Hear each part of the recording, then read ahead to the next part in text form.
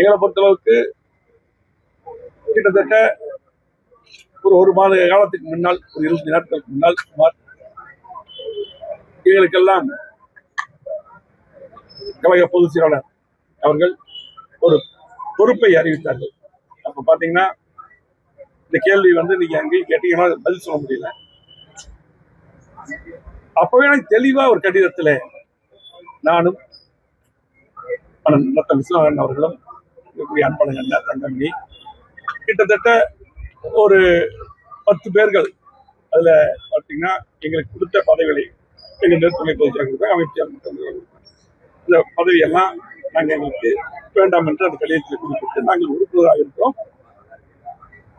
கட்சிக்காக புரைத்தவர் எம்ஜிஆருடைய காலத்திலே கட்சிக்காக உழைத்தவர்கள், அதிமுக ஆட்சி வருவதற்கு உழைத்தவர்கள் தலைவர் காலத்தில் புரைத்தவர் அம்மாவுடைய காலத்தில், அதே போல எடப்பாடியார் முதலமைச்சராக வருவதற்கும் ஒரு பொதுச் செயலாளர் ஆவதற்கு உழைத்தவர்கள், குறிப்பாக அண்ணன் சி வி சண்முகம் அவர்கள்.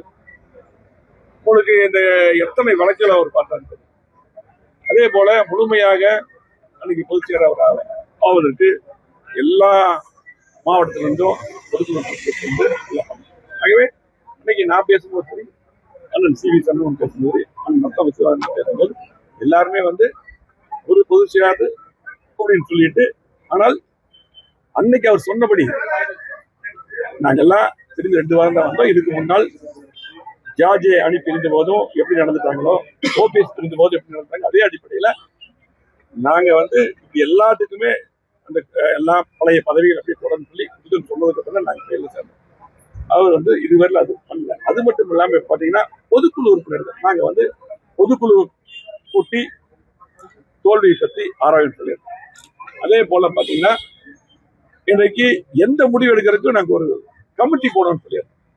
இப்படி பல கோரிக்கையெல்லாம் வச்சிருந்தோம். தோல்வியை பற்றி ஆராய்ந்து அதெல்லாம் எதுவுமே இதுவரை செய்யல. அதே போல இப்ப பாத்தீங்கன்னா பொதுக்குழு செயற்குழு உறுப்பினர்களை இன்றைக்கு எல்லாத்தையும் 200க்கு மேற்பட்டவர்களை இன்னைக்கு மீண்டும் தொடர்ந்து டெய்லி நீக்கிட்டே இருக்கிறாங்க. இதெல்லாம் இருக்கக்கூடாது. கண்டிப்பாக கட்சி பலப்படுத்த வேண்டும். பிரிந்து போனவர்கள் இந்த கட்சியில் நிறைய பேர் நீக்கிருக்காங்க. இதுக்கு முன்னாடி எப்படி தெரியும், முன்னாடியே சொன்னோம். நம்முடைய மாண்புமிகு சின்னம்மா சசிகலா அவர்கள், டிடிவி தினகரன் அவர்கள் இதெல்லாம் எல்லாத்தையும் சேர்த்தணும், இன்னும் பிரிஞ்சு போனவங்க எல்லாத்தையும் சேர்த்தணும் போட்டு நானும் சொன்னோம். இதெல்லாம் சேர்த்து கட்சியை பலப்படுத்தணும்.